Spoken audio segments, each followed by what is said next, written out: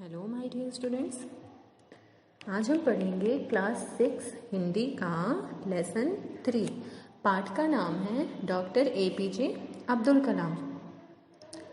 इस पाठ में हम पढ़ेंगे अब्दुल कलाम के जीवन के बारे में।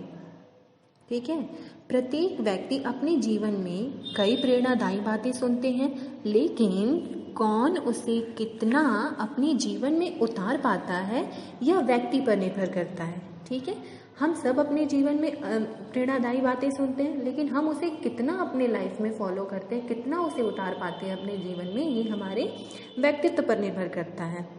तो आइए हम जानें इस मिसाइल मैन और भूतपूर्व राष्ट्रपति कलाम जी के जीवन और उनकी उपलब्धियों के बारे में।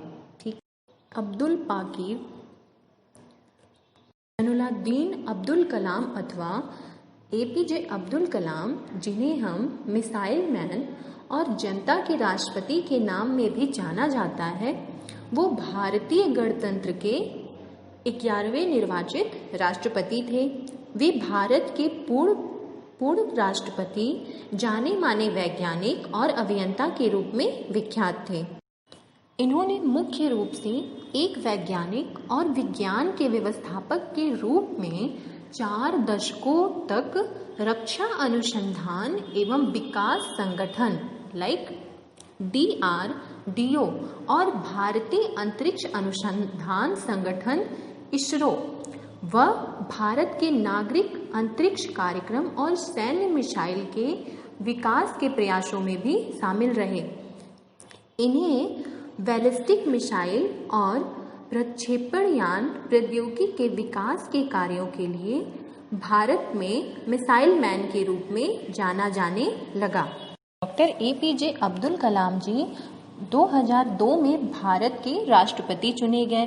5 वर्ष की अवधि की सेवा के बाद वह शिक्षा, लेखन और सार्वजनिक सेवा में अपने नागरिक जीवन में लौट आए। इन्होंने भारत रत्न, भारत के सर्वोच्च नागरिक सम्मान सहित कई प्रतिष्ठित पुरस्कार प्राप्त किए।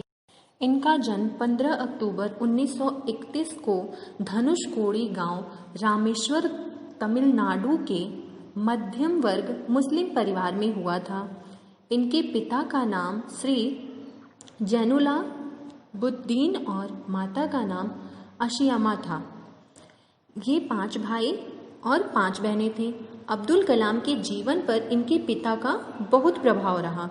उनकी लगन और उनके दिए संस्कार अब्दुल कलाम ने के बहुत काम आए।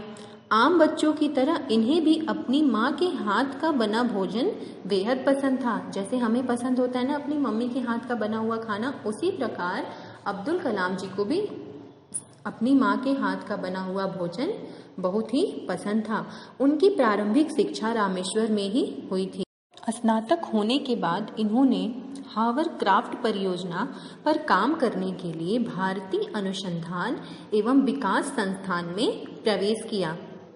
1962 में वे भारतीय अंतरिक्ष अनुसंधान संगठन में आए, जहां इन्होंने सफलतापूर्वक कई उपग्रह प्रक्षेपण परियोजनाओं में अपनी भूमिका निभाई। परियोजना निर्देशक के रूप में भारत के पहले स्वदेशी उपग्रह प्रक्षेपण यान SLV के निर्माण में महत्वपूर्ण भूमिका निभाई, जिससे जुलाई 1982 में रोहिणी उपग्रह, अग्नि, त्रिशूल, आकाश नाग, पृथ्वी जैसी मिसाइलों का निर्माण केवल इनके मार्गदर्शन में ही संभव हो पाया। कलाम साहब को अनेक मेडल और पुरस्कार भी प्राप्त हुए थे। 1997 में इन्होंने सर्वोच्च नागरिक पुरस्कार भारत रत्न से सम्मानित किया गया। इन्हें 2000 में विश्व भारती का देसी कोटम पुरस्कार प्रदान किया गया। इसके अतिरिक्त डॉक्टर कलाम को doctor Viren Roy space award, Om Prakash Bhasin award, national Nehru award आदि पुरस्कार भी प्राप्त हो चुके थे। 1981 में इन्हें पद्म भूषण, 1990 में पद्म विभूषण, 1984 में आर्यभट्ट पुरस्कार और सन 1996 में इन्हें गुजरमल मोदी पुरस्कार से सम्मानित किया गया।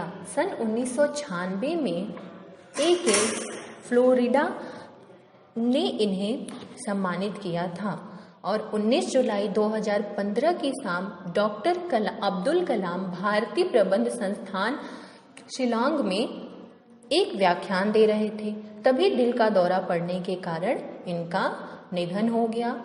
डॉक्टर कलाम आज भले ही हमारे बीच नहीं हैं, लेकिन इनके आदर्श सदैव ही देशवासियों को मार्गदर्शन करते रहेंगे।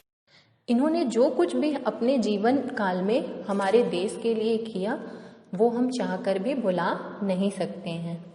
ठीक है, तो बच्चों, हमें भी इनके द्वारा किए गए प्रयासों को हमेशा अपनी लाइफ में, अपने जीवन में शामिल करके इनके द्वारा बताए गए पद चिन्हों पे चलना चाहिए। ठीक है। Hello my dear.